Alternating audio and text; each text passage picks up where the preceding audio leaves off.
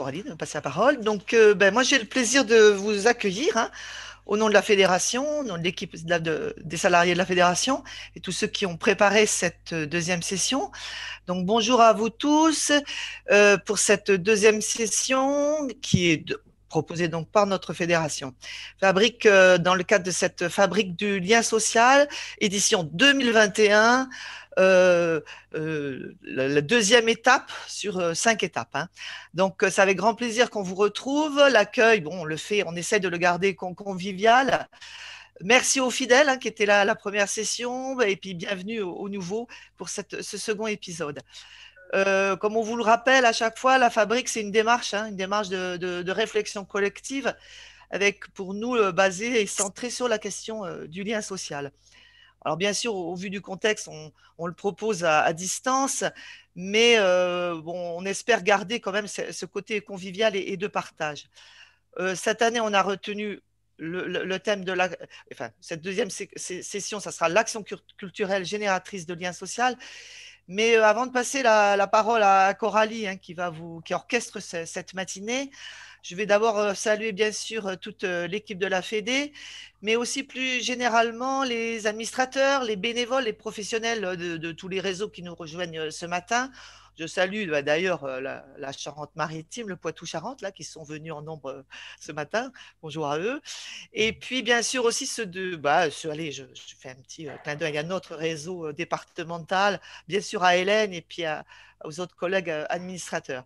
Voilà, donc on avait eu la chance d'échanger pour la première la première session, pardon, avec Luc Carton, on a eu la chance d'entendre et d'échanger avec Luc sur en particulier cet concept et cette réflexion sur la démocratie culturelle.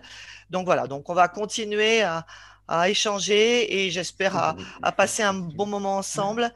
Et donc je vais repasser la parole à Coralie et puis pour le thème de la journée, de la matinée, place aux artistes. Merci. Alors, du coup, l'idée, c'est de recaler un petit peu ce qu'on va faire aujourd'hui. Je partage mon écran. Vous vous souvenez un petit peu, là, c'est le cycle donc, de 5 visios, comme disait Véronique tout à l'heure. Donc là, on est au hashtag 2. On va traiter aujourd'hui et discuter autour vraiment du lien qui peut se passer entre artistes, habitants et territoires, parce que c'était important voilà, dans notre grande thématique, en tout cas, de comment l'action culturelle génère du lien social, on trouvait que ce thème et ce sujet-là étaient hyper importants. Pour essayer de changer un petit peu le rythme aussi de la visio de la dernière fois, ce qu'on vous propose, en fait, c'est de démarrer par deux petits témoignages. Voilà, donc on va donner la parole à Michèle Bouet, qui est une conteuse et donc une artiste. Et ensuite, on aura l'intervention d'une médiatrice culturelle aussi. Et ensuite, comme on vous l'avait annoncé sur l'invitation, on a donc l'intervention de Philippe, qui est donc co-directeur des Pronomades et qui va vraiment prendre plus de temps, là, 1 heure de temps pour l'intervention sur ce lien-là, en tout cas, entre artistes, habitants et le territoire. Voilà. De la même façon que la dernière fois, on va vous proposer en fait d'utiliser l'onglet converser pendant les interventions. Si vous avez des questions ou des remarques, n'hésitez pas pour éviter de couper la parole. Et puis voilà, parce qu'on est quand même plus d'une quarantaine sur la visio. Et on vous donnera la parole ensuite en fin de matinée, questions-réponses, un petit peu comme la dernière fois. Est-ce que ça vous convient? Est-ce que vous avez des questions? C'est bon? Super, impeccable. Donc, du coup, ce que je propose, c'est de commencer peut-être par Michel, si tu nous entends, Michel, si tout est bon. Et si tu peux activer ton micro simplement parce qu'on n'a pas ton son, on ne t'entend pas. Il faut juste, hop, voilà, réactiver le micro.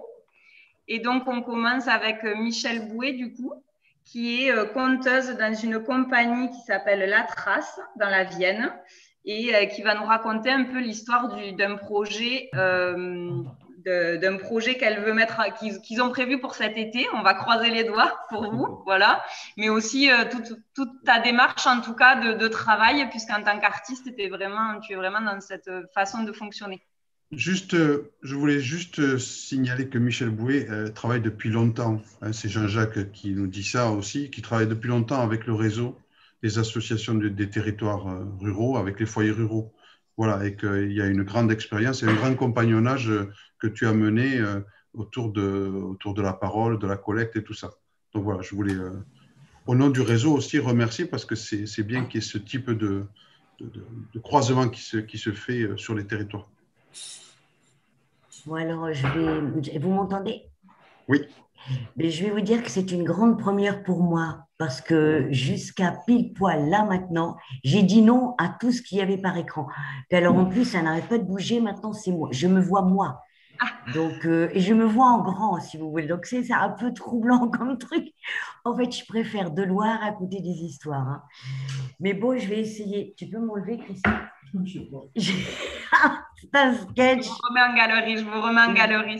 C'est moi qui vous ai mis un grand écran pour partager avec tout le monde. Mais je comprends que vous préfériez voir tous les visages, il n'y a aucun problème. Non, mais en même temps, c'est drôle parce que je ne sais pas comment que ça marche. Donc, en fait, je vais me lancer, d'accord? En tout cas, merci d'avoir accepté. Je pense qu'on vous a convaincu de venir partager ce temps avec nous. C'est génial.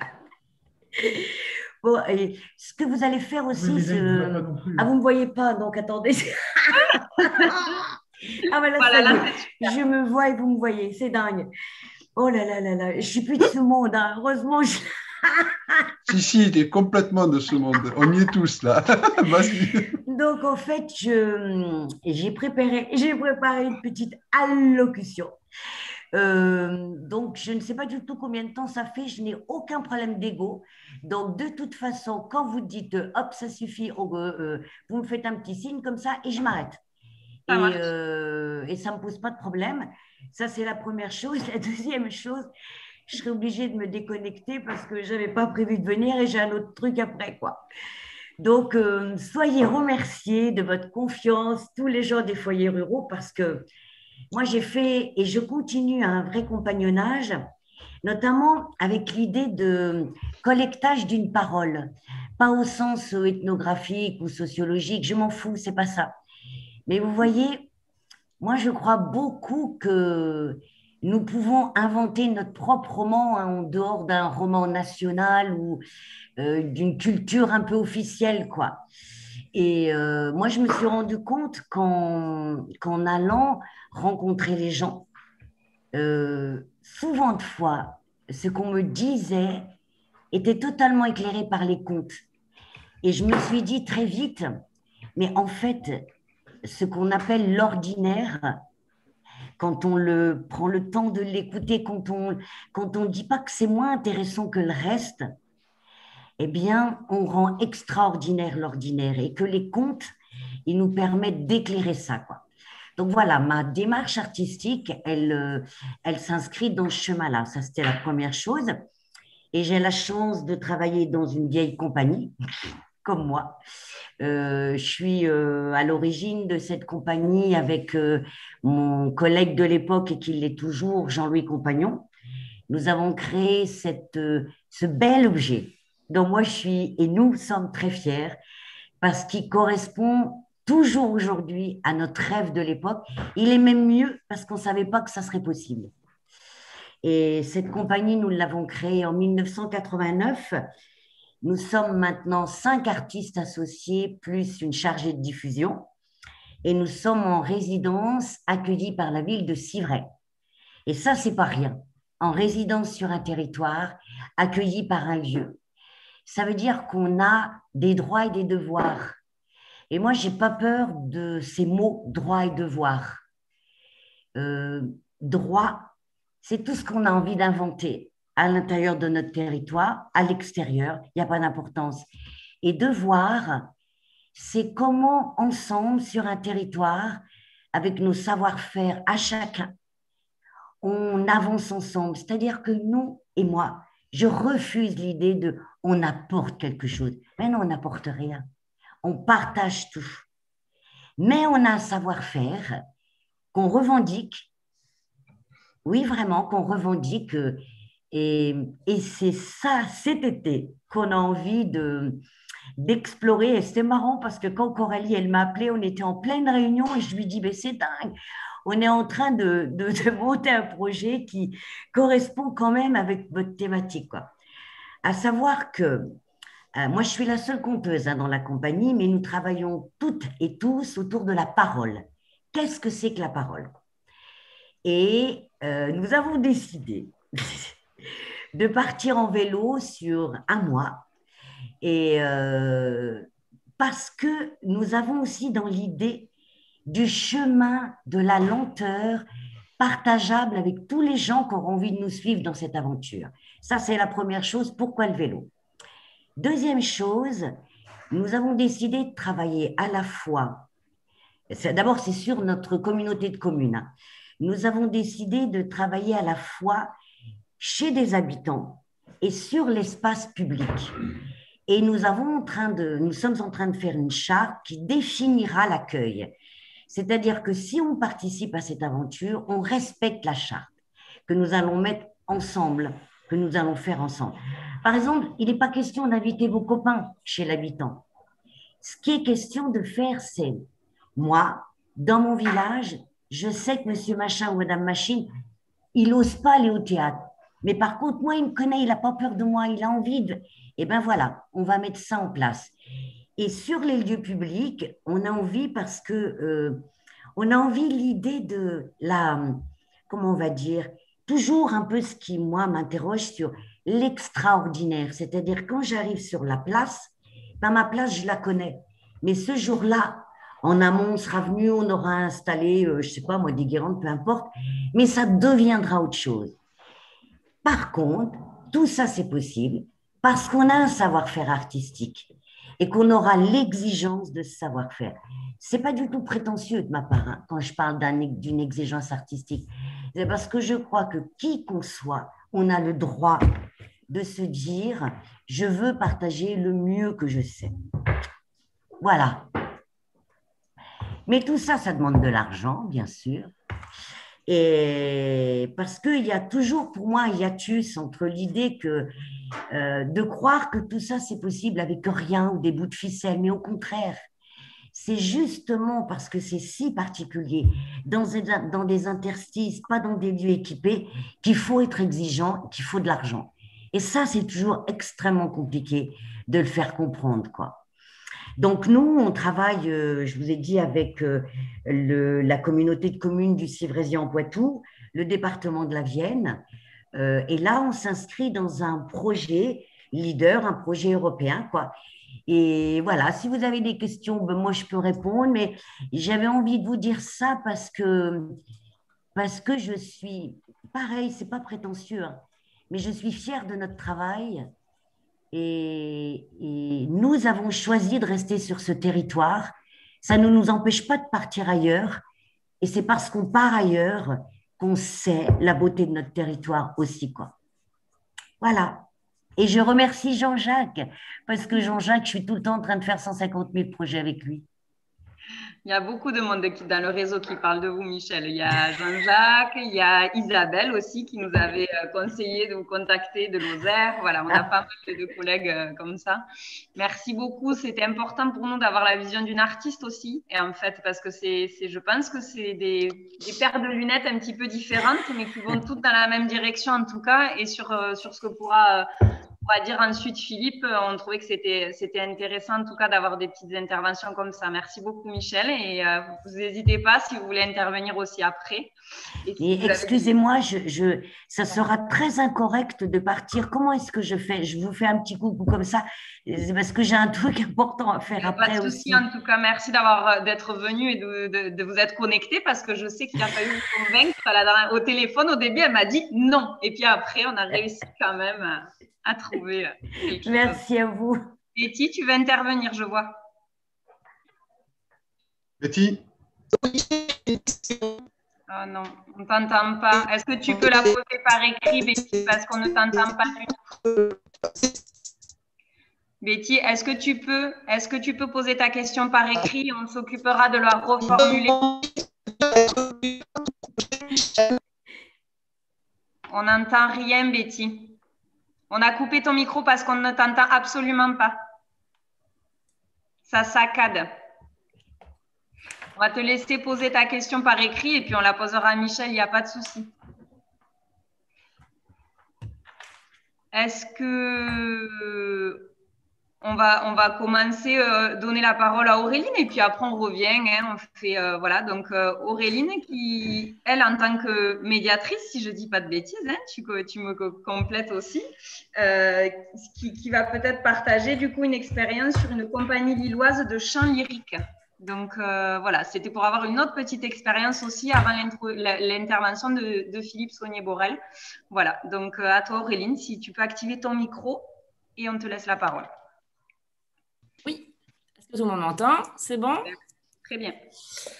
Donc effectivement, moi je suis Auréline, j'ai été médiatrice culturelle, enfin plus précisément chargée de développement des actions culturelles dans une compagnie qui faisait du chant lyrique dans la région lilloise, voilà, pendant presque 5 ans. Et maintenant, je travaille au centre social de Léguevin en Haute-Garonne, où je m'occupe de plein de choses en particulier, mais c'est vrai que j'ai toujours à cœur d'essayer de développer l'intérêt des habitants pour la culture et essayer de leur donner suffisamment de confiance en eux pour se dire, en fait, rien ne m'est fermé, je peux tout essayer, je peux m'autoriser à faire ce que j'ai envie de faire, voilà.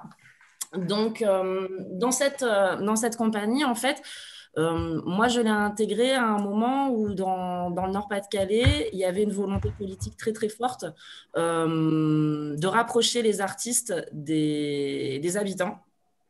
Donc, l'art sous toutes ses formes. Donc, nous, bien évidemment, en plus, chant lyrique, ça a une connotation très... un peu inaccessible, hein, ça fait un peu l'opéra, le truc super cher, et clairement, c'est pas pour moi. Pour vous la faire très courte, la compagnie dans laquelle je travaillais s'appelle On-Off, et elle a notamment un spectacle où elle a repris des chants ch'tis en lyrique. Donc, le spectacle s'appelle Ch'ti lyrique.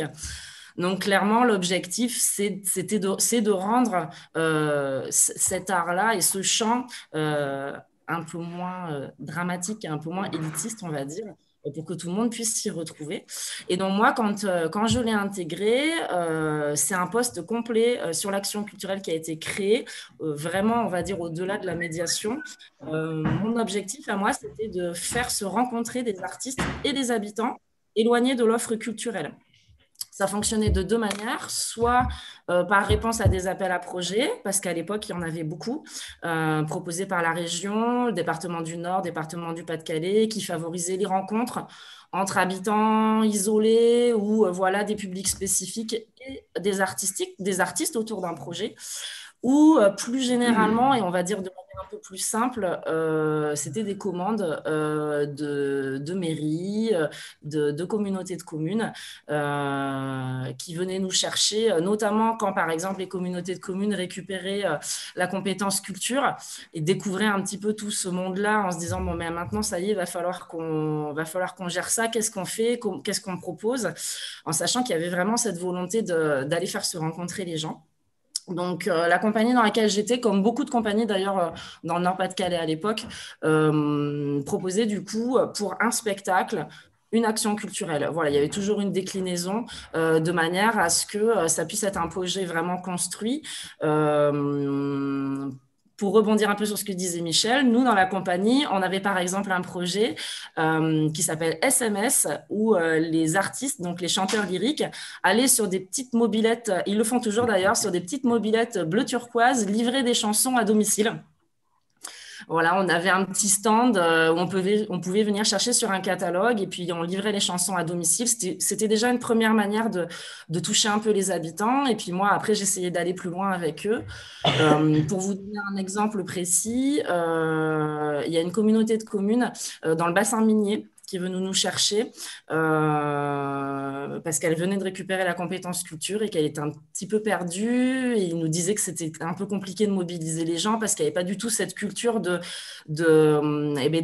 voir des spectacles. On avait l'impression que les artistes, voilà, c'est des gens qui ne font pas leurs courses, voilà, qu'on ne va pas croiser dans la vie de tous les jours. Donc, il y avait un peu ce côté inaccessible. Ils ne savaient pas trop comment le mettre en place. Donc, ils sont venus nous chercher. Moi, j'ai fait un projet. Donc, d'abord, j'ai fait de la médiation pendant plus d'1 an à me rendre dans ces villages, puisqu'on a été missionné sur 8 villages de cette communauté de communes. Donc, c'est un bassin minier avec une population très diverse, beaucoup de personnes qui ont grandi et qui sont nées dans la région, mais qui ont des ancêtres polonais, italiens, issus du Maghreb aussi, voilà, tous des gens qu'on est allé chercher pour aller travailler dans les mines à une certaine époque et pour travailler dans la construction. Donc, c'est chouette parce qu'il y avait vraiment des gens qui venaient de partout. C'était rural, mais très industriel aussi. Donc, c'était quand même assez particulier. Et du coup, je suis allée un peu frapper à toutes les portes pour proposer de me raconter quelque chose en musique. La communauté de communes m'avait dit, bah, écoute, si tu arrives à mobiliser peut-être 30 personnes, c'est super, on fera un CD, des chansons, etc. Et puis, du coup, ben, je suis allée voir au départ les écoles, les chorales, un peu il y a un village où ils ont une fête de la fraise. Donc, j'ai été voir l'association de la fête de la fraise pour voir s'ils voulaient faire quelque chose. Et puis, de fil en aiguille, tout le monde s'est un peu pris au jeu. Je me suis retrouvée un peu intégrée à cette communauté puisque j'y étais très régulièrement.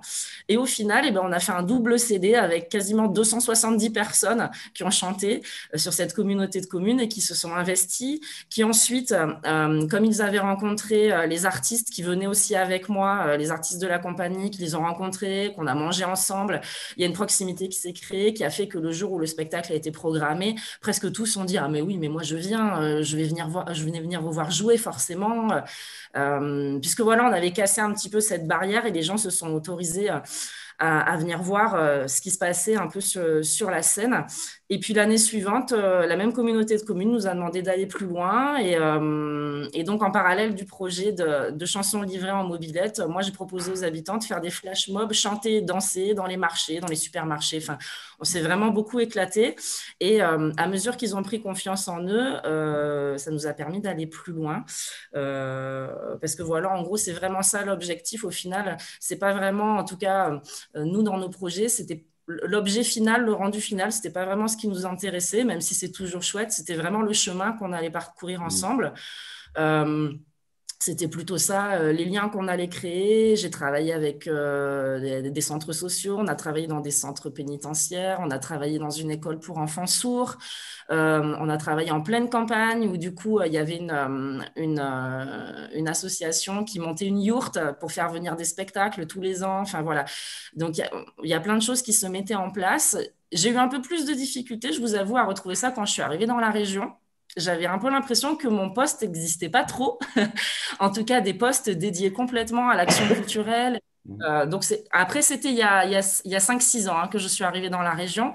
Mais quand je suis arrivée, ça a été un petit peu plus difficile de me concentrer vraiment sur l'action culturelle. J'ai travaillé avec un compteur. Voilà, j'étais administratrice pour le coup de l'association et j'accompagnais ce compteur dans ses projets.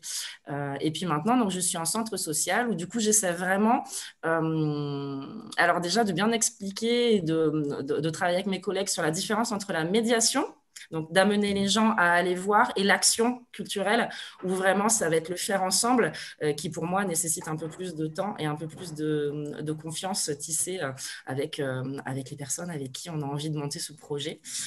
Et voilà, donc du coup, moi, là, maintenant, au centre social, j'essaie de reproduire ça à une plus petite échelle, en travaillant aussi avec la municipalité. On réfléchit, là, pendant le temps de Covid, on a proposé des expositions éphémères dans le kilomètre autorisé de balade pour que les gens aient quelque chose quand même à voir. C'est des choses que je fais avec certains habitants qui m'aident à créer les supports. Voilà, donc on est aussi dans la réflexion, la démarche participative avec les habitants pour essayer de proposer. Et puis quand je peux proposer des sorties, j'aime bien emmener mes seniors voir des expos de graphes, voilà, essayer de sortir un petit peu des sentiers battus et puis de leur montrer que en fait, tout est possible. Voilà. Merci beaucoup, Auréline. Bien. Vous voyez la démarche vraiment de la fabrique, on essaye de la garder un petit peu en visio, donc on essaie d'être. L'idée, c'est d'avoir des éclairages et des gens qui puissent nous permettre de réfléchir et cogiter collectivement, mais aussi de faire le lien toujours avec vos terrains, alors que ça soit association, centre social, EVS, bénévole, salariés, compagnie, et de se dire comment à un moment donné j'ai des clés qui peuvent à moi me servir aussi après sur le terrain et comment je peux réinvestir un certain nombre de choses. Et puis voilà, ça fait toujours du bien de se dire qu'il y a des choses qui se sont faites à un moment donné et puis qu'on en projette toujours, hein, Michel, pour cet été, etc. Voilà, on ne s'arrête pas non plus, on continue. Est-ce qu'il y a des questions, des interventions sur ces 2 témoignages? On peut prendre 5-10 minutes si vous voulez plus de précision. Et sinon, après, on lancera avec Philippe la suite. Vous pouvez nous faire un petit signe si... Voilà, on a des commentaires en tout cas, des remerciements. Déjà, ça fait du bien. Les 2 premiers témoignages, ils font du bien. Coralie, Oui, Betty. Coralie, moi j'ai posé la question sur le chat. Oui, j'ai essayé de te répondre. Donc, effectivement, plus de précision sur ce projet à vélo pour les territoires. Elle n'a pas tout à fait compris. Est-ce que tu peux revenir un peu, Michel, dessus pour expliquer concrètement un petit peu? Oui, bien sûr. Voilà. Parce que là, en fait, j'avais choisi plutôt de vous parler de l'impression, de l'idée, du désir, quoi, de ce qui nous anime. Mais concrètement, c'est un boulot de dingue que nous sommes en train de monter en ce moment. Parce que nous avons donc l'intention, et nous avons commencé déjà, de travailler autour de 3 endroits, c'est-à-dire Civray, Jancet, Coué. C'est notre communauté de communes de Civray en Poitou. Et nous avons l'intention de partager en même nom, si vous voulez, et les lieux publics et les lieux privés. Et qu'à chaque fois, en amont, nous avons commencé à travailler avec les gens qui nous recevraient, soit associatifs, soit des gens, des habitants, par rapport à tout ce qu'on fait, tout ce qu'on a comme forme artistique à proposer, quel est, sur cet endroit-là, ce qui va le plus rassembler. C'est-à-dire que, par exemple, sur Civray, où on a les bords de Charente qui sont totalement inondés en ce moment, mais on espère que ça ne le sera plus au mois d'août, moi, je veux mettre en place tout un cheminement avec une balade comptée, quoi. D'autres endroits, au contraire, par exemple, sur Chapelle-Bâton, on va certainement travailler dans une menuiserie industrielle, pas industrielle justement, une menuiserie qui travaille sur les maisons en bois. Et à l'intérieur du domaine plus artisanal, quoi, là, on a envie de faire une forme à 2. On va certainement faire soit conte et musique, soit au contraire une soirée chanson. Donc tout ça, on va le mettre en place avec le désir des gens sur place. Mais ce n'est pas un désir en dehors de ce qu'on propose artistiquement. C'est-à-dire que ce que nous ne savons pas faire, nous ne le ferons pas. C'est-à-dire que nous allons proposer notre savoir-faire, quoi. Et comment ce savoir-faire, dans les endroits que nous avons prévus en amont, comment ce savoir-faire, il a le plus de chances de faire histoire commune à ce moment-là, quoi. Ça, c'est vraiment le contenu. Après, on va travailler, on a commencé avec, je ne sais pas comment on appelle ça, les syndicats d'initiative, les 3 qui sont sur notre communauté de communes, qui seront le relais d'information, parce qu'on souhaite, à la fois pour les touristes et à la fois pour les gens de chez nous, qu'ils puissent faire des bouts de chemin à vélo avec nous. Donc, ils savent que le temps, on sera de là à vélo. Enfin, moi, j'espère tenir le coup, mais donc voilà, et donc, ils pourront cheminer avec nous à vélo. Et il y a notre jeune collègue musicien-chanteur qui a l'intention d'inventer une chanson générique qui va accompagner notre périple et qui va se nourrir de tous les rencontres qu'on va faire sur notre voyage. Peut-être qu'à la fin, on aura 50 couplets, quoi.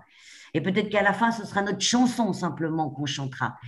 Mais tout en ayant notre corpus vraiment de ce qu'on veut faire, on a dit que c'était une aventure. Et le mot aventure, il est extrêmement important dans ce projet. Parce que si on ne met pas ce mot dans la manière de monter notre projet, pour moi, on perd totalement de vue qu'est-ce qu'on construit avec les gens d'un territoire. Si on sait à l'avance ce qu'on va faire, ou si nous sommes les seuls à proposer, pour moi, ça n'a pas de sens, cette balade à vélo sur un territoire. Merci Michel. Est-ce que c'est bon pour toi? Juste Betty, tu peux nous faire un petit OK si c'est bon? je pense que ça a l'air d'aller. Puis là, surtout, Betty, que je ne connais pas, il y a quelque chose effectivement d'extrêmement important, mais vous pourrez me contacter si vous avez envie qu'on échange autour de ça, parce que voilà, je peux pas. Mais il y a vraiment… Ce qu'on fera, Michel, c'est que de façon générale, après, on met tous les contacts et tout ça et on envoie à tous ceux qui ont participé. Voilà. Donc c'est très bien. Et si tu as de la doc ou des choses à faire passer, voilà, on fera aussi le relais au fur et à mesure de l'avancée du projet. Mais c'est super, merci. Hein? Peut-être juste avant de passer la parole à Philippe Saunier, qui est donc directeur des Pronomades, mais il est co-directeur puisqu'il y a une autre personne avec lui, parce que c'est aussi voilà, un esprit, hein, des Pronomades. C'est pas que voilà, c'est une scène nationale, mais justement, je voulais reprendre dans ce que vous avez dit, et je parle sous votre contrôle, des mots qui ressortent et qui nous semblent être importants pour la suite et pour faire le relais avec Philippe. C'est qu'on a avant tout un territoire avec des habitants qui vivent ce territoire, qui habitent ce territoire, qui ont aussi des histoires, qui ont aussi des choses à eux qui peuvent porter. Et on rejoint là un certain nombre d'idées de toutes les idées qui traversent tous les temps que l'on a aujourd'hui, ces fameux droits culturels. Donc on sent très fortement ça dans vos deux présentations. On sent aussi la présence d'artistes qui sont là, mais qui restent là, qui sont un temps, en tout cas le temps qu'il faut pour. Moi, j'ai senti aussi qu'il y avait alors, le côté médiation. Alors, métier, est-ce que c'est un métier? Est-ce que c'est qui fait la médiation, hein? Dans ce que disait Auréline, je n'ai pas retrouvé ici la même chose que ce que j'avais là-bas. Voilà, donc autour de ce métier-là. Voilà. Et après, c'est l'objet artistique, c'est-à-dire ce qui fait lien, ce qui va faire. Moi, en fait, le prétexte, moi, j'ai envie de dire, je parle sous votre sous couvert, c'est-à-dire qu'à un moment donné, on a quelque chose qui va nous permettre. Alors, ça peut être la chanson, ça peut être la parole, ça peut être le vélo, ça peut être ce qu'on veut, mais le tout, c'est qu'à un moment donné, ça fasse lien. Et donc, on retrouve complètement l'univers que l'on voulait avoir là, donc dans les deux exemples qui sont proposés là. Voilà, je voulais juste faire ce petit condensé, qui est vraiment sans prétention, hein, mais pour après passer la parole à Philippe, parce que sur les pronomades, depuis de nombreuses années, le travail sur le terrain et la prise en compte de la population dans ce travail artistique est vraiment hyper important, et il a vraiment, en tout cas, une place très importante. Je le dis de l'extérieur, dans ce que moi j'en vois, puisque je ne suis pas à l'intérieur, et dans ce qu'en tout cas l'image que ça a et que ça donne aux habitants du territoire, dans le comminges. Voilà, Philippe, je te passe le micro, et voilà. Bon, mais bonjour, merci pour… ça marche? Je sais pas, ça marche? Ça marche. Super. Merci pour cette introduction. Avant, juste, parce que j'ai écouté avec plaisir Michel, que je ne connais pas, et Auréline, mais ce qu'a raconté Michel, ça m'a rappelé des aventures.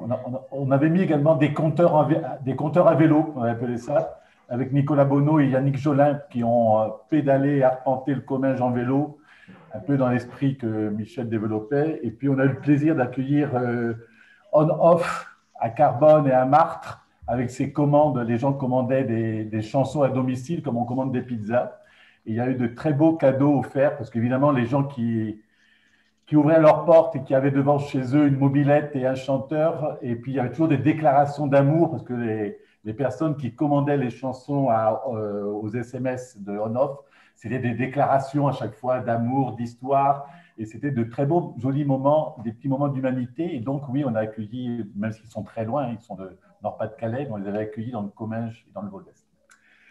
En tout cas, merci à vous de cette invitation à venir témoigner devant votre réseau. Merci à Coraline et Andrea, même si passer après Luc Carton n'est pas un cadeau.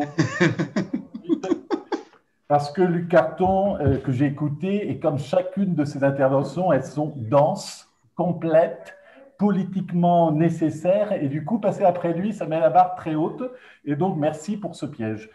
Alors, tu avais accepté le défi. Tu avais accepté le défi. Oui, oui, mais quand même. Pour rassurer tous les autres, pour vous rassurer tout de suite, moi, je ne suis pas un théoricien de l'action publique, de l'action culturelle. Hein. Je suis plutôt un praticien et depuis des années, depuis une trentaine d'années, j'essaye de mettre, là où je suis, en cohérence les actes, les rencontres, les propositions en cohérence avec une pensée politique, parce que je continue à penser que les politiques culturelles sont des politiques, c'est de la politique publique, et que d'essayer de mettre en cohérence tout ça. Alors, je ne dis pas ça avec une fausse modestie, hein, pour me cacher, parce que je suis un peu comme Michel, très fier de ce qu'on fait, de la nécessité de faire les choses, et que ce que j'ai pu faire comme directeur des affaires culturelles à Saint-Gaudens avec l'équipe à ce moment-là de Saint-Gaudens, ou ce que je fais avec Marion Vian qui co-dirige Pronomade avec moi, oui, on est très heureux de pouvoir imaginer, faire, proposer, et que le parcours qu'on a pu faire, il n'est pas exemplaire, ça, on ne va pas développer ici un exemple, mais par contre, je pense qu'il témoigne d'un certain nombre de choix qu'on a pu faire sur ces 30 années, et des choix qui témoignent d'un changement dans la pensée politique. Et ce sont des choix qui nous ont obligés, consciemment ou inconsciemment, à changer de cap. Et que je pense que ce qu'on fait aujourd'hui, sincèrement, je ne l'aurais pas fait il y a 30 ans, et qu'il y a une évolution nécessaire de la pensée des politiques publiques pour la culture. Alors, pour ceux qui voient bien à l'écran, j'arrive à 60 ans, donc une petite expérience sur le terrain, et que, on va dire, l'homme que je suis aujourd'hui, il est, comment dire ça? Je pense que j'ai eu la chance, pendant un certain temps, d'être au sein des mouvements des MJC, d'abord comme adhérent, j'allais aux ateliers de la MJC de mon village, puis après j'ai été responsable de la MJC localement, puis départemental, mais je pense que ce que je fais aujourd'hui, il est nourri de la pensée de l'éducation populaire, et puis j'ai eu beaucoup de chance aussi, c'est pour vous expliquer d'où je pars, c'est d'avoir des profs qui, dans l'éducation nationale, dans l'enseignement public, réfléchissaient dans le groupe français d'éducation nouvelle. Et le GFN m'a nourri indirectement, et puis j'ai eu la chance d'avoir des ATP sur les territoires où j'étais. Et tout ça fait que je n'étais pas dans une famille où les questions qu'on va débattre aujourd'hui étaient prioritaires, loin de là, et que l'émancipation qui fait que j'ai fait ce parcours et que je fais ce métier-là, et cet engagement, il est dû à tout ça, et que je crois que je suis un enfant de la démocratisation culturelle. Alors, j'ai mis un temps parce que j'ai cru que c'était la démocratisation culturelle. Au bout de quelques années, j'ai compris que c'était la démocratisation artistique. Mais déjà, quand même, c'était une belle chose. C'était de pouvoir, là où j'étais, où j'habitais, moi j'habitais à Caser, hein, au milieu du Comminges, et à cet endroit-là, avoir toutes ces entrées possibles, c'était une grande chance. Sur ces 30 années d'action publique, là où j'étais, j'ai vécu des glissements ou des dérapages plus ou moins contrôlés, mais des glissements pour réagir à de nombreuses interrogations, à de nombreux doutes, à des questions de sens, c'est-à-dire qu'est-ce qu'on fait lorsqu'on porte une politique culturelle. Et que pendant ces 30 ans, il y a ceux qui habitent le Comminges et qui m'ont vu commencer au service culturel, ce que je faisais il y a 30 ans n'a rien à voir, je vous le dis tout de suite, avec ce qu'on tente de faire aujourd'hui. Et que je suis passé d'une politique, d'un projet de ville à un projet de territoire. Je suis passé d'un événementiel, la Saint-Gaudens, à un travail de permanence artistique discret dont on ne parle pas, contrairement à la Saint-Gaudens. Je suis passé de, comment dire ça, la focalisation de la pensée de nourrir les spectateurs à comment aujourd'hui rentrer en discussion avec les habitants d'un territoire.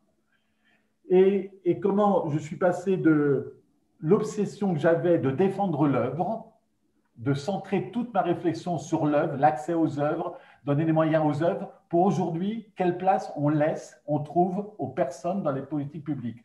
Donc, je vous assure, c'est la même personne, sauf qu'elle s'est nourrie de pensées, d'évolution nécessaires.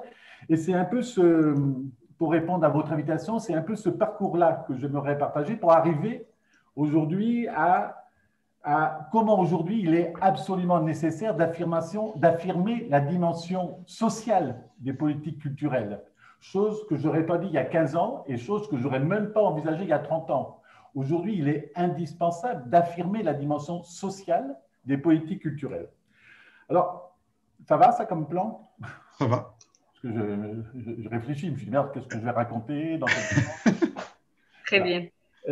Du coup, pour aller très vite, c'est que quand j'ai commencé, on va dire entre les années 90 et 2000, la seule obsession que j'avais, c'était que tout le monde aille au théâtre, que tout le monde aille voir de la danse. C'était, mais parce que je suis un enfant de la démocratisation artistique, donc il fallait qu'on aille au théâtre. Et c'était vraiment, je me levais pour ça, il fallait inventer les conditions, il fallait.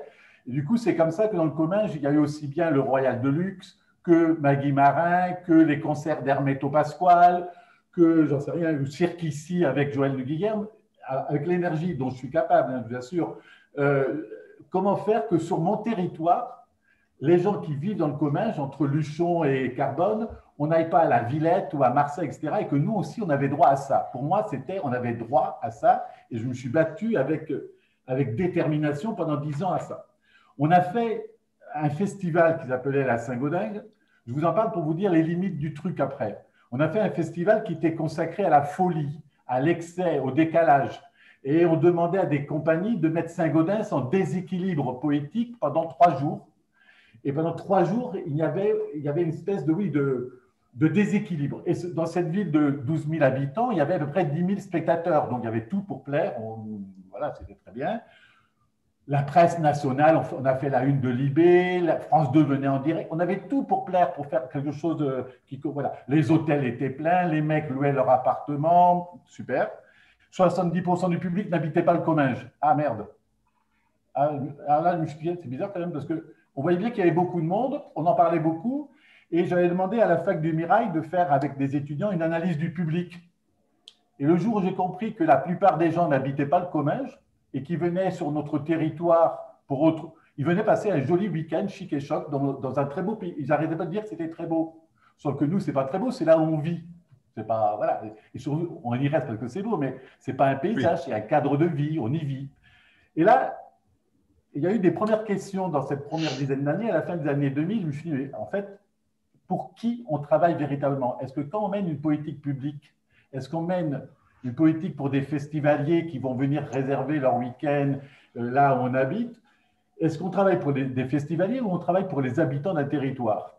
Et lorsque un festival marche bien, mais on le voit partout, hein, en général, les habitants laissent leur place aux festivaliers. Et en général, en plus dans les territoires, comme je parle à des foyers, moi je vis que sur un territoire rural. Donc, en général, sur nos territoires, on nous concède d'avoir droit à des festivals l'été, surtout pour les touristes. Et si on revendique des moyens pour avoir des politiques culturelles, des moyens pour accueillir des artistes, les diffuser, imaginer des choses, alors là, c'est plus compliqué. Mais par contre, faire de l'événementiel d'été pour les touristes de passage, on y arrive. Du coup, la question, c'était pour qui on travaille et pourquoi on travaille. Est-ce qu'on travaille pour l'image d'un territoire? Est-ce qu'on travaille pour son attractivité? Ou bien il y avait d'autres questions à se poser. Et donc déjà, dès la fin de la Saint-Gaudens, on a fait 7 ans, hein, parce que c'était un festival sur la folie. 7 ans, c'est l'âge de la raison. Donc, on a dit qu'il fallait arrêter. Donc, ça, c'était pour expliquer à la presse pourquoi on a arrêté un truc qui marche. Mais c'était surtout de se dire qu'il fallait réfléchir au sens peut-être de l'action qu'on mène et de se poser la question véritablement, est-ce que l'action culturelle est un but en soi ou alors c'est un moyen d'un développement local? Alors, poser la question, c'est un peu y répondre, je pense. Et surtout sur nos territoires, c'est de se dire peut-être que si on mène des projets culturels, c'est peut-être pour se dire qu'on n'est pas dans l'événementiel. La culture, ce n'est pas un truc qui passe l'été, etc. Mais c'est comment on rentre dans la durée en discussion avec les habitants des territoires. Donc, c'est bien la question de l'habitabilité du territoire qui est posée à travers, et non pas… Alors, il peut y avoir des dégâts collatéraux positifs, hein. Ça peut marcher, on peut parler de nous, ça peut remplir les hôtels, mais à mon avis, ce n'est pas ça. Et en tout cas, lorsqu'on est en discussion avec les élus d'un territoire, et ça, étonnamment, on a réussi à les convaincre, ce n'est pas parce qu'il y a des dégâts collatéraux très positifs pour le territoire qu'il faut continuer cette politique. Surtout si ce n'est pas les habitants du territoire qui en bénéficient, et c'est des gens qui viennent consommer des spectacles. Et entre l'inondation, comment on dit, inondation de spectacles pendant 3 jours, voilà, à travers un festival, ou bien l'irrigation permanente des territoires, évidemment, nous, on a privilégié un travail dans la durée, dans la permanence. Voilà. Du coup, après cette période où on a travaillé pour les gens, mais parce qu'on était pétri de cette pensée de la démocratisation, de l'accès aux arts, l'accès aux œuvres, on s'est dit qu'à travailler pour les gens, il fallait aller vers eux. Donc, on est passé du pour au vers, et on est allé vers les gens. Et d'un travail qui était centré sur la ville de Saint-Gaudens, on est allé sur le territoire. Alors, Saint-Gaudens, pour ceux qui ne sont pas de la Haute-Garonne, hein, c'est la sous-préfecture du sud, le territoire rural, mais on est sur un grand territoire. Hein, le territoire sur lequel on pose des propositions, c'est 100 000 habitants. Hein, ce n'est pas un désert, contrairement à ce que pense la métropole toulousaine. On n'est pas un désert, on est 100 000 habitants. Et que les questions qu'en général, on pose, nous, depuis Pronomade aux partenaires publics, si j'habitais dans une ville de 100 000 habitants, ils l'écouteraient différemment. Mais dire, pour le Comminges, avoir un centre national, au début, alors aujourd'hui, ça ne pose pas beaucoup de discussions, hein, l'histoire fait qu'on est là, mais réellement, dire qu'un territoire rural où on est 100 000 personnes mérite la même attention des services publics en général, hein, de la santé, de l'éducation, du social, de tout le monde, mais de la culture aussi, ce n'était pas aussi évident que ça. Mais faire le choix de se dire, du coup, on va aller vers les gens et on va mener un projet de territoire, non pas dans la ville-centre, on va attendre que les petits villages autour viennent vers nous, on va aller vers les gens et on va créer des moments de possible avec les gens de ce territoire. Et du coup, on a mis en place un projet, on va dire plutôt horizontal. D'abord, ce n'était pas un projet de décentralisation, puisqu'on n'avait pas de centre, et que le centre du projet, il était là, on était en contact avec les gens, à Gallier, à Monsonnès, à Boulogne, sur Gesse, voilà, dans le village. Quand on est là avec les gens, c'est là le centre du projet. Donc, c'est tout sauf un projet de décentralisation, qui sont souvent des projets très condescendants pour le territoire, et que, en général, une scène nationale qui fait de la décentralisation, elle se garde sur son plateau les plus beaux spectacles et nous propose dans nos villages des petites propositions sympathiques, légères, pour justifier la case de l'aménagement du territoire. Quand vous faites un projet horizontal à hauteur des femmes et des hommes qui vivent le territoire, d'un seul coup, c'est plus de la décentralisation. Mais même en faisant ça, et on l'a fait, et entre parenthèses, par exemple, c'est dans le Comminges, c'est dans nos villages qu'on a fait les premières saisons des Arts de la rue. En général, ah oui, je n'ai pas dit, mais Pronomade, c'est un centre national des arts de la rue et de l'espace public. Il y a 14 lieux comme ça en France, des centres nationaux. Mais le seul en territoire rural, c'est nous. C'est dans le Comminges et le Volvestre. Mais même en faisant ces propositions sur le territoire, on était encore dans l'esprit de la démocratisation culturelle, qui est, redisons-le, une simple démocratisation artistique. On était toujours dans la proposition de faire pour les gens, même si on était au plus près d'eux, et si on inventait avec les gens les conditions d'accueil, mais quand même, on avait quand même cette posture assez verticale d'amener des propositions, un peu ce que je dis souvent, les professionnels, on est dans la position du missionnaire laïque, c'est-à-dire qu'on vient amener sur un territoire où il n'y a rien, la parole des artistes, qui est, alors je dis tout de suite pour pas qu'il y ait de malentendu, je continue à penser que la démocratisation, elle est absolument nécessaire, mais elle est absolument insuffisante aussi. Mais le phénomène de balancier des pensées ferait penser qu'aujourd'hui, la démocratisation, et on va le redire, qui est insuffisante, elle reste nécessaire, elle reste… voilà, je pense que je ne ferais pas ce que je fais, je ne serais pas l'homme que je suis s'il n'y avait pas eu la démocratisation et l'aménagement du territoire. Mais on en sait également les limites. Du coup, en allant vers les gens, on a continué à faire ce qu'on savait faire déjà, sans trop, enfin, en commençant à se poser des questions, mais quand même, en voyant qu'il y avait dans ces belles évidences-là, dans les belles évaluations qu'on nous demandait de faire, il y avait quelques fissures quand même si on acceptait de regarder très honnêtement la réalité de ce qu'on faisait. D'abord, une observation, c'est ce qu'on disait juste maintenant, c'est qu'il y a quand même un échec de la démocratisation. Au bout de 60 ans d'un ministère de la Culture, il y a ce que fait ce ministère de la Culture, qui est un ministère des Beaux-Arts principalement, ne touche que 20% de la population. C'est-à-dire qu'il y a 4, et encore 20% parce que je suis de bonne humeur ce matin, mais ça veut dire qu'il y a 80% des gens qui sont exclus, et d'ailleurs, ce qui est pire, c'est qu'ils s'excluent eux-mêmes. Hein. Il n'y a pas de gens qui qui gueulent dans la rue en disant on ne peut pas y aller, ils n'y vont pas et on ne se pose même plus la question. On a quand même, un certain groupe social réussi à se conserver certaines formes de la culture pour nous. Et du coup, cet échec social de la démocratisation, elle existe. Et que même s'il y a plus de spectateurs dans les années 2000 que dans les années 1980, c'est que nous, la plupart d'entre nous, hein, on est dans les 20%, je le pense, c'est que nous, on fréquente davantage les lieux de diffusion qu'on le faisait dans les années 80. On fréquente davantage, mais il n'y a pas eu une porosité, une extension quand même des gens qui bénéficient de ces politiques. Et en même temps, j'allais dire, et en même temps, est-ce que c'est très grave? Au début, pour moi, il fallait que tout le monde aille au théâtre. Aujourd'hui, je me dis, c'est peut-être pas très grave. Il y a peut-être cette pratique, ce goût de l'expérience esthétique du spectateur, peut-être qu'elle n'est pas partagée par tout le monde. Moi, par exemple, moi, je ne vais pas au foot, ça ne remettra pas en cause le foot. Je pense qu'il y a des choses qu'on ne partage pas, ça ne remet pas en cause. Bon. Mais par contre, ce qui est très grave, c'est qu'on ne rentre pas en discussion avec tout le monde sur un territoire. Et que si on disait tout à l'heure qu'un projet culturel, c'est comment réinterroger l'habitabilité d'un territoire, on habite tous ce territoire, on fait tous ce territoire. Et que si un projet culturel, c'est vraiment interroger cette habitabilité, on ne peut pas se satisfaire que tout ce qu'on fait, avec l'énergie qui est la nôtre, ne touche que 20% des personnes. Avec cette première observation, il y a une autre, au début des années 2000, c'est de voir qu'un certain nombre d'artistes demandaient à travailler leurs gestes, leurs paroles en lien avec, ils avaient besoin d'être en lien avec les habitants d'un territoire. Et du coup, chose qui était aussi beaucoup moins affirmée dans les années 80-90, il y avait cette affirmation d'être en contact, en porosité, en lien avec les habitants. Et même, pour certaines propositions, de venir se réinscrire pour se confronter et se conforter de la réalité du contexte. C'est tout ce qu'on a appelé l'art relationnel, l'art contextuel, voilà, qui a beaucoup trouvé abri dans ce qu'on appelle les arts de la rue.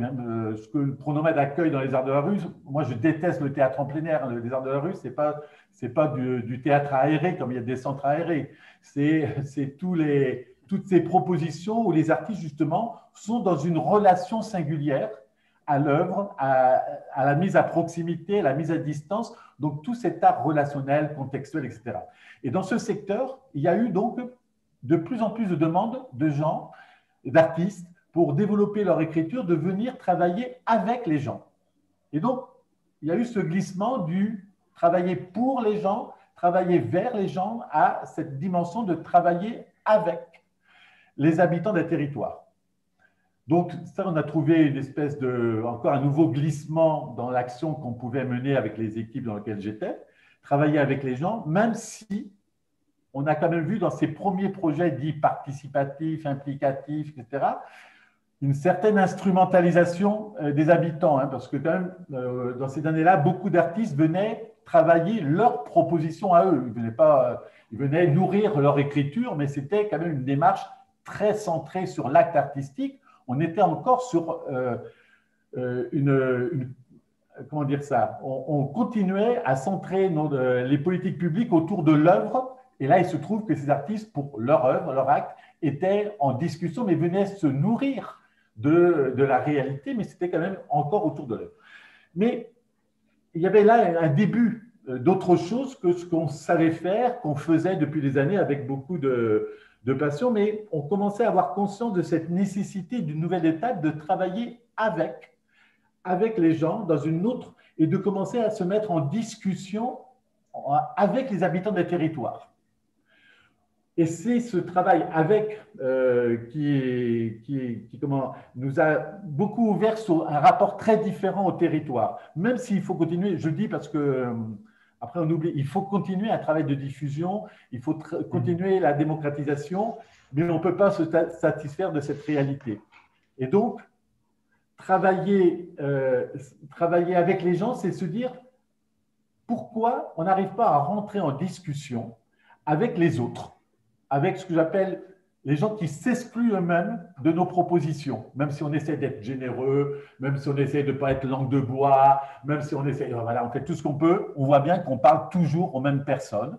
Et il y a des gens qui…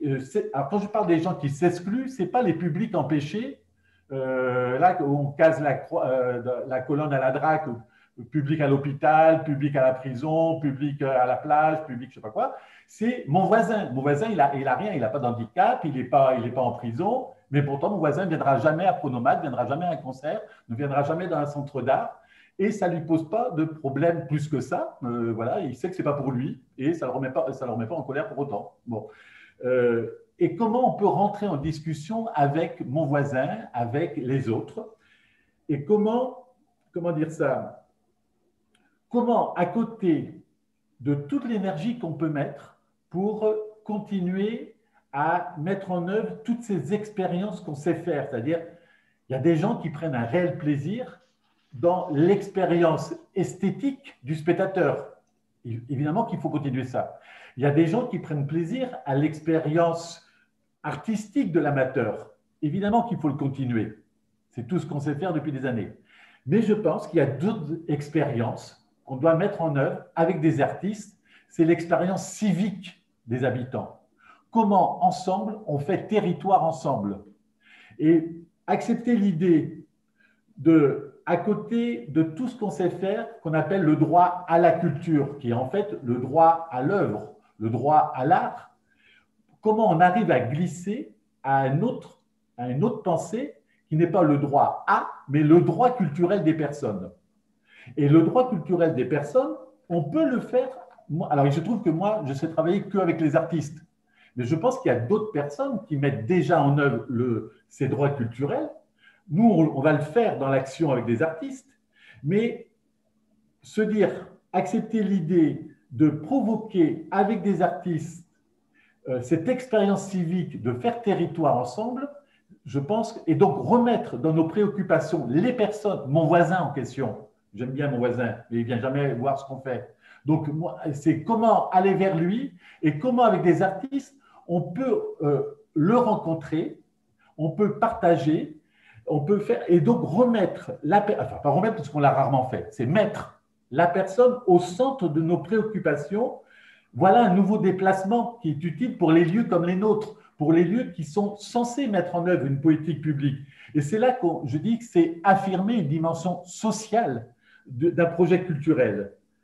Et si dans une politique publique, culturelle, l'art a toute sa place, l'art n'a pas toute la place. Jusqu'à maintenant, les acteurs culturels du champ artistique, dont Pronomate peut être un joli représentant, on occupait toute la place. Or, depuis quelque temps, et grâce à l'affirmation, au raisonnement, à l'acceptation des droits culturels et au travail, ce qu'a très bien dit, bien mieux décortiqué Carton, ce que dira très bien Casimir Bizou, merde, comment il s'appelle Jean-Michel Lucas. Jean-Michel Lucas, Casimir Bizou, Jean-Michel Lucas, ils vont le développer bien mieux, mais c'est exactement ça. C'est comment aujourd'hui on fait ensemble territoire, on fait ensemble humanité, et comment, pour faire ça, on légitime dans ce qu'on appelle l'action culturelle d'autres acteurs qui sont des acteurs du champ social, qui sont des acteurs des champs de l'enseignement, de l'environnement, et comment nous, les acteurs du champ artistique, on accepte de faire avec eux, chemin avec eux, pour faire territoire avec eux. Mais nous, en gardant la spécificité qui est la nôtre. Nous, on fait ce chemin-là avec des artistes. C'est indispensable. Et donc, ce n'est pas un abandon, c'est juste à cette table, à ce champ-là qu'on appelle le champ culturel, légitimer la présence d'autres acteurs qui n'étaient pas invités, ils n'étaient pas dignes d'être quand on parlait culture, les acteurs du champ social n'étaient pas invités. Mon épouse qui est prof, elle a la même fonction que moi d'essayer de créer de l'émancipation, donner aux gens les moyens. Moi, je le fais avec des artistes, mais elle donne, dans le cadre de son activité, les possibilités de rendre les gens libres de penser, d'agir, etc. Et du coup, dans nos politiques publiques, aujourd'hui, dans ce troisième champ, cette troisième expérience civique, c'est se dire, ce qui est important, peut-être, avec des artistes, c'est moins de faire œuvre avec eux que d'œuvrer avec les personnes, d'œuvrer, de faire chemin avec eux. Et je trouve qu'aujourd'hui, et c'est ce qu'on tente de faire à travers ce qu'on appelle les pactes, Et après, je vais prendre des exemples très précis. Je parle trop longtemps ou non? Ça va? Non, non. Bon. À travers des exemples très précis, hein, parce que du coup, ça ressemble à du baratin et de la théorie. Depuis les années 2005, à côté, et je le répète, parce que souvent on me dit « Ah, mais tu abandonnes la diffusion, tu abandonnes… » Non, je n'abandonne pas tout ça. Mais à côté de la saison, à côté des commandes publiques, à côté des accueils en résidence, à côté de l'accompagnement de la création, on ne peut pas simplement se satisfaire d'accompagner la création si on n'est pas dans l'écoute du territoire de ses habitants, si on ne les accompagne pas et si eux aussi ne nous accompagnent pas dans ce qu'on fait sur le territoire. Et c'est tout le sens des pactes, ce qu'on appelle les projets artistiques culturels de territoire. Comment, sur un territoire donné, on invite des artistes à prendre du temps. Alors, tout de suite, je le dis, c'est des projets qui nécessitent du temps. Aller à la rencontre des personnes, apprendre à les connaître, apprendre à se reconnaître, apprendre à accepter les personnes dans leurs différences, leur parcours qui n'a évidemment rien à voir avec ce qu'on fait, mais accepter ces personnes dans leurs différences, leur dignité, ça prend du temps. Accepter de travailler avec d'autres acteurs qui ne sont pas les acteurs dignes de l'action culturelle. C'est-à-dire qu'on travaille, nous, plus avec la MDS, avec le CADA de Saint-Martory, avec le CICASMIR, qui est la structure d'aide aux personnes à domicile, qu'avec le Centre d'art de Saint-Gaudens, que en plus j'ai créé dans les années 90. Aujourd'hui, on travaille plus avec ces acteurs-là qui sont pour nous, sincèrement, dans les années 90, j'aurais cru ne pas faire mon métier si je travaillais avec la MDS. Aujourd'hui, MDS, juste, c'est la Maison des Solidarités. Ah oui, pardon. Voilà, juste oui, pour le cycle. Le service du département sur l'action sociale, etc. Voilà. Et donc, oui, évidemment, c'est aussi avec eux. Et évidemment qu'il faut continuer avec les autres acteurs. Mais quand je développe ce qu'on fait, ce n'est pas pour remplacer, c'est pour amplifier. Et que ce qu'on faisait très bien dans les années 90 ou début des années 2000, il faut le continuer. Mais aujourd'hui, on a bien conscience que c'est insuffisant et qu'il y a peut-être d'autres choses à faire différemment et le faire avec des artistes. Je vais vous prendre rapidement mes trois cas pratiques, trois réalités de choses qu'on a fait. Par exemple, on a invité pendant 6 mois dans une petite résidence de Saint-Gaudens qui avait été choisie justement par le club de prévention et par la MDS parce qu'il y avait là 36 familles qui vivaient c'était une petite cité qu'on appelle la cité des Troubadours, ronde, où il y avait 36 familles et 36 familles qui ne se parlaient pas. Alors, c'était à Saint-Gaudens, donc il n'y a pas de violence extraordinaire à Saint-Gaudens, hein, sauf que les gens ne se parlaient pas, il y avait une espèce de… Et avec des nationalités différentes, il y avait des Algériens, de troisième génération de familles de républicains espagnols, des gitans de l'église évangélique. Tout ça vivait… bon, ils ne se parlaient pas, ils désossaient leur voiture entre eux, des fois, mais ne se parlaient pas vraiment. Et le club de prévention n'avait pas non plus beaucoup d'accès dedans. Voilà. Et on a invité Floriane Faccini, qui est une artiste qui travaille la relation et elle a travaillé autour de la cuisine. Elle voulait chercher les recettes de cœur des gens et elle voulait rentrer dans la cuisine de ces familles-là. Mais parler de cuisine, c'est parler d'odeur, c'est parler de couleurs, c'est parler de saveurs, c'est parler de parcours de vie. Voilà. Et donc, petit à petit, elle a commencé par faire un goûter avec les enfants, puis elle est allée chercher de la farine ici, des instruments là. Petit à petit, elle a mis un pied dans la porte, rentré dans la cuisine, parler des parcours de vie, parler des recettes de cœur. Et voilà. Et ce travail qui a été fait par Floriane Faccini, qui est plasticienne, qui, dans son équipe, il y a des créateurs sonores. Petit à petit, c'était comment créer un moment partagé entre les personnes qui cohabitaient sans se parler.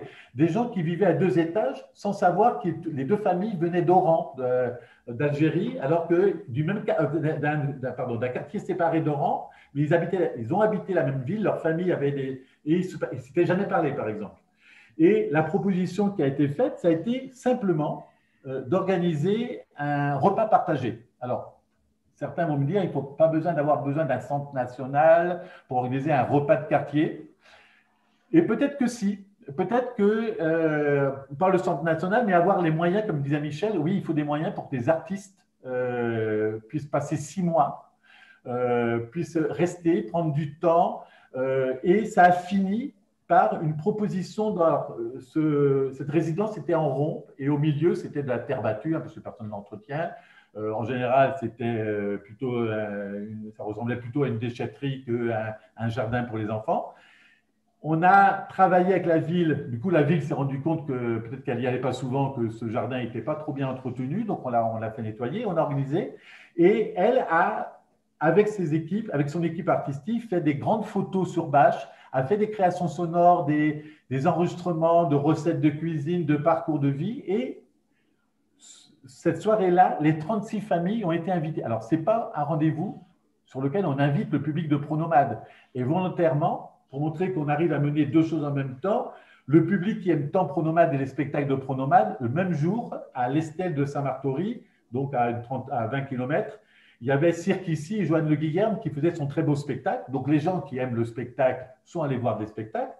Les habitants de la cité de la résidence qui ne se posent même pas la question si c'est pour eux parce qu'ils ne savent même pas qu'on existe, hein, ils ont d'autres soucis. Ils ne savent pas si à partir du 15 ils mangeront, etc. Donc, le très beau spectacle de Joanne Le Guillerme, ce n'était pas leur préoccupation.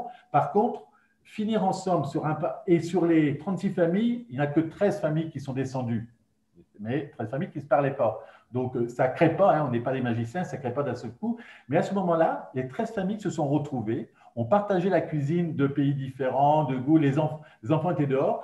Et il y avait une dame qui ne descend jamais du 2e étage, et c'est la chef des gitans évangéliques, qui est vraiment la patronne, hein, qui jamais descend. Ce jour-là, au grand étonnement de tout le monde, elle a descendu les 2 étages.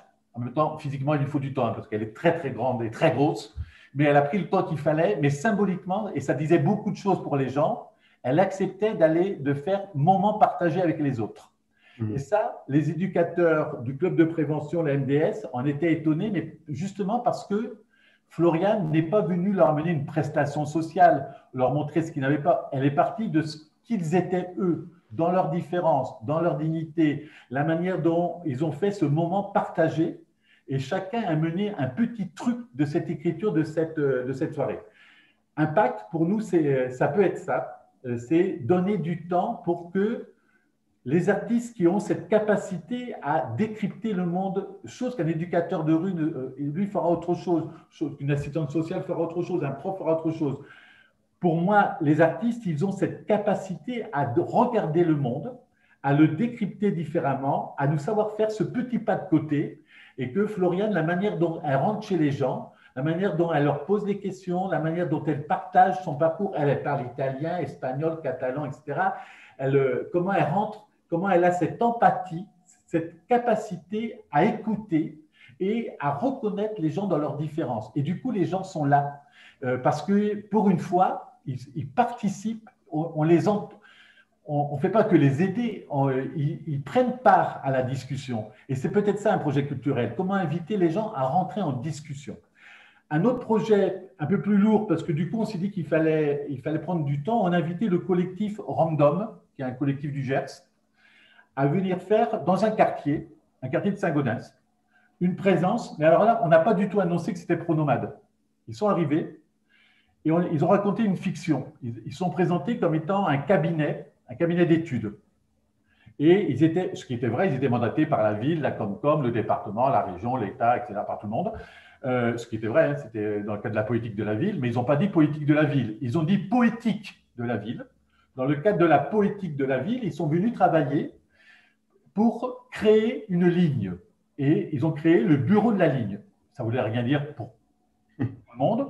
Et peut-être ça voulait dire pour chacun quelque chose. Du coup, avec le bailleur social, on a pris un appartement et ils ont vécu pendant 18 mois, alors pas tous les jours, mais quand même une semaine par mois, ils habitaient là, c'est-à-dire qu'ils vivaient au rythme du quartier. Ils entendaient le bruit qu'il y avait dans la… en même temps, ce n'est pas Chicago, hein, la quartier de la résidence, mais le bruit qu'il pouvait y avoir le matin, les poubelles qui étaient renversées, je ne sais pas quoi. Enfin bref, ils vivaient au rythme des voisins. Ils étaient voisins. Alors eux, ils se disent voisins professionnels parce qu'on les paye pour être voisins. Mais évidemment, les habitants, les autres ne savaient pas qu'ils étaient payés pour habiter, mais ils vivaient au rythme de du quartier, de la cité, qui est un petit quartier, mais dans lequel il y a une MEX, une maison pour l'enfance, il y a un EHPAD, il y a une école, il y a un foyer jeunes travailleurs, il n'y a aucun magasin, évidemment, il n'y a pas un café, il n'y a pas un lieu de vie, mais cohabitent comme ça des vieux, des jeunes, tout ça, des gens qui ne se parlent pas non plus, en général. Hein, les jeunes du foyer de travailleurs, ils ne vont pas à l'EHPAD, l'EHPAD ne va pas à l'école. Bref, il y a des lignes parallèles et les gens se croisent rarement.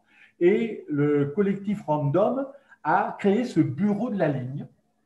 Et il y avait un vieux préfabriqué dans ce quartier qui était plus ou moins squatté, abîmé. Et il nous avait demandé de pouvoir le récupérer. Donc, moi, je suis allé voir le maire de Saint-Gaudens. Donc, j'ai obtenu le préfabriqué. Et la première chose qu'ils ont faite, ils l'ont repeint en jaune, jaune vif. C'était au moment des gilets jaunes aussi, à peu près à la même époque. Et ils l'ont peint en jaune et on a fait une vraie inauguration avec les élus de la ville. Et c'est la première fois que le maire de Saint-Gaudens faisait une inauguration dans le quartier, parce qu'en général, ce quartier qui n'est pas vraiment l'objet d'une grande attention, il y a rarement des choses à inaugurer. Mais là, c'est la première fois. Et même les gens, j'entendais, parce que du coup, on a communiqué. Alors, on a demandé à la ville de communiquer, hein, parce qu'on n'a jamais dit que c'était pronomade. Et on disait volontairement pas que c'était on disait pas que c'était pronomade, parce que je pense que si on avait dit que c'était pronomade, ça aurait attiré un public, ceux qui nous aiment, il y en a, mais également ça en aurait exclu beaucoup, non pas ceux qui nous aiment pas, mais ceux qui se disent « Ah oui, c'est un centre national, ministère de la Culture, donc c'est pas pour nous ». Et donc, ils s'excluent eux-mêmes. Donc, en ne s'annonçant pas, les gens du quartier étaient là. Ça nous invite quand même, nous, les structures institutionnelles, à changer des fois un peu de posture dans la manière dont on est avec le territoire. Et du coup, à cette inauguration, les gens disaient mais c'est vraiment le maire, il est là, il inaugure le préfabriqué. Et le maire inaugurait le préfabriqué où il n'y avait rien. Mais alors, on lui avait dit de jamais dire le mot culture, de jamais dire le mot artiste, collectif. Il y avait une liste de mots barrés, donc il a bien joué le jeu. De ne pas dire pronomade, de ne pas dire projet de territoire, en fait, toute la langue du quartier. Et il a inauguré ce local pour le bureau de la ligne. Et pendant 18 mois, ces artistes, où il y a des plasticiens, des vidéastes, des chorégraphes, sont allés voir quelle ligne les gens voudraient. Et ça, alors on avait tout, hein. C'est la ligne de bus, la ligne de coque, la ligne de flottaison, la ligne de fuite, etc. Mais ils ont écrit comme ça des croisements de lignes. Et petit à petit, les lignes sur lesquelles les gens se sont mis à se croiser. Voilà. Et il y a eu, par exemple, une ligne postale où ils ont fait… Alors d'abord, ils ont demandé aux gens d'en prendre en photo leur quartier. Parce que si on prend en photo Saint-Gaudens, on prend la collégiale en général. Hein. On prend rarement le bâtiment du quartier de la résidence où on était. Et les gens ont pris de très belles photos du quartier, mais vraiment, des points de vue, etc. Et on a fait des cartes, enfin, la compagnie, financée par nous, on fait des cartes postales et ils ont demandé aux gens d'écrire à des inconnus dans le quartier. Et il y a eu une très belle correspondance entre un jeune du foyer jeune travailleur et une personne âgée, une vieille, pour pas être politiquement correct, une vieille qui sort jamais de l'EHPAD. Et il y a eu un échange épistolaire comme ça entre deux et un jour, ils se sont rencontrés. Et cette vieille qui n'a plus de relation avec ses petits-enfants, et lui qui n'a pas de relation avec ses grands-parents, il y a eu, mais ça n'a pas duré, hein, ne croyez pas au conte de fées, mais il y a eu comme ça, pendant une après-midi, un moment qui est un moment d'humanité. Mais je pense qu'un projet culturel, c'est comment créer ces petits moments d'humanité. Voilà. Ils ont fait comme ça plusieurs actions pendant 18 mois et qui a abouti simplement à une fête de quartier. Alors, pourquoi mettre autant d'argent public de l'État, département, région, etc. Alors que, mais vraiment, il y a beaucoup d'argent public, je vous assure, pour faire ça. Parce que pour que les gens vivent, avoir un appartement, ça demande d'investissement. Mais je pense que la culture a besoin d'investissement d'abord. Et donc, je n'ai aucun scrupule de mettre beaucoup d'argent public parce que le service public doit s'exercer à cet endroit-là. Et dans ce quartier où personne ne se croise, il y avait 120 personnes pour danser, pour manger ensemble. Il y a eu un concours de cuisine. Il y a eu des petites actions qui peuvent, pour un directeur d'une scène nationale, paraître assez stupide, je vous assure. Hein. Les gens ont dansé ensemble. Mais par exemple, là, il y avait une jeune femme d'origine marocaine, sa mère ne sortait jamais de chez elle, elle est venue danser. Chacun a proposé des musiques de son pays. Et dans le même quartier, il y a une association folklorique qui s'appelle l'Edelweiss Pyrénéen, qui sont venus faire leur musique, leur danse, et sur lequel les habitants du quartier sont venus danser ensemble. Enfin, il y a eu un moment, mais un moment de grâce, c'est-à-dire que les gens qui ne se parlent pas en général sont venus sur des cultures différentes. Voilà. Aujourd'hui, les gens ne se croisent pas plus, je vous le dis tout de suite, les gens ne dansent pas ensemble, tout ça. Mais il y a eu ce moment de grâce partagé. Mais surtout, il y a eu, après le départ de Random, 4-5 personnes qui sont venues me voir en disant la maison, là, le bureau de la ligne qui était squatté, est-ce qu'on peut le garder? Dans ce quartier où il n'y avait pas de point où les gens pouvaient se retrouver, et dans ce quartier où les gens ne revendiquaient pas la possibilité d'avoir un coin pour se retrouver, ils avaient vu que c'était possible d'obtenir un coin. Et que peut-être, parce que Random, pendant 18 mois, les avait rencontrés, et en fait, les avait remis dans un débat public. Eux qui vivaient séparément, on les avait entendus. Et ils participaient, et donc ils osaient demander, à travers nous, et puis après, moi j'avais provoqué une réunion avec le maire et le maire adjoint, ils osaient demander aux élus que ce lieu, il pouvait être le leur. Je vous assure qu'un projet culturel, lorsqu'il n'est pas un projet simplement de distraction artistique, mais que ce pas de côté fait par des artistes et qu'on a réussi à faire ce pas de côté autour de la cuisine, de la danse, c'est que les artistes qui arriveraient à faire ça parce qu'ils ont cette capacité à nous faire ce glissement pour arriver à ce que les gens revendiquent. Mais nous aussi, on aimerait bien garder ce lieu ouvert pour nous, si c'est possible, monsieur le maire. Il se trouve qu'au tout début, monsieur le maire n'a pas vu l'intérêt d'une telle demande. Et la première réaction de monsieur le maire, ça a été oui, pourquoi pas, oui, pourquoi vous n'aurez pas la salle, oui, mais il faut vous créer une association et il faut une assurance. Des gens qui, en général, n'arrivent pas à finir, n'imaginent pas comment finir correctement leur mois pour payer la bouffe pour leurs enfants, etc., qui vivent dans les conditions qu'on sait tout, leur dire de se structurer alors qu'ils ont du mal à structurer leur propre parcours individuel, c'est la meilleure façon pour qu'ils ne puissent pas être entendus. Et donc, ils n'ont pas été entendus. Ça m'a un peu énervé, du coup, je suis allé voir le maire en disant monsieur le maire, alors s'il faut une assurance, Pronomade, on va l'assurer, votre truc, si c'est quand même un problème d'assurance. Mais par contre, en répondant ça, vous refermez la proposition sur laquelle il était partenaire, il était d'accord, il avait bien compris le sens du projet, mais en retombant sur ce formalisme un peu stupide et un peu rapide, voilà. Et donc, il a bien compris l'erreur de demander parce que, oui, pour avoir une salle municipale, il faut être une association, oui, il faut avoir une assurance, oui. Mais en même temps, peut-être qu'on peut essayer de raisonner un peu différemment pour essayer de faire ce pas nécessaire d'avancer. Du coup, il y a eu des longues discussions et ils ont bien entendu que cette réponse avait été un peu hâtive. Et donc, ils avaient accepté que… Voilà. Et on avait commencé à l'automne dernier à valider le principe que cette salle pouvait être un point où simplement les mères, parce que c'est les mères qui vont chercher les enfants à la sortie de l'école, hein, ce n'est pas les pères, que les mères, avant d'aller à la sortie de l'école, se retrouvent pour prendre un thé ensemble. Il n'y a pas d'espace où on peut prendre un thé ensemble dans ce quartier. Mais d'imaginer que le bureau de la ligne pouvait être le lieu où les mères se retrouvaient une demi-heure avant d'aller à la sortie de l'école, quand il pleut, d'un seul coup, ça prenait un sens. Et du coup, le maire avait accepté. Manque de peau, non seulement dans le quartier, mais partout en France, la Covid nous est tombée sur la gueule et manque de peau, tout ça s'est un peu arrêté. Et manque de peau, par exemple, ce que ces habitants avaient pensé faire, c'est que cette fête de quartier qu'on avait réanimée avec Random, réanimée parce qu'il y a 30 ans, dans ce quartier, il y avait un Fenestra où les gens se retrouvaient fin juin ensemble, faisaient une fête de proximité. Et lorsque Random avait fait leur repas partagé et leur bal partagé, les gens avaient dit, mais on pourrait chaque année faire… je me souviens, il y a 30 ans, il y avait une fête dans le quartier qui n'existe plus.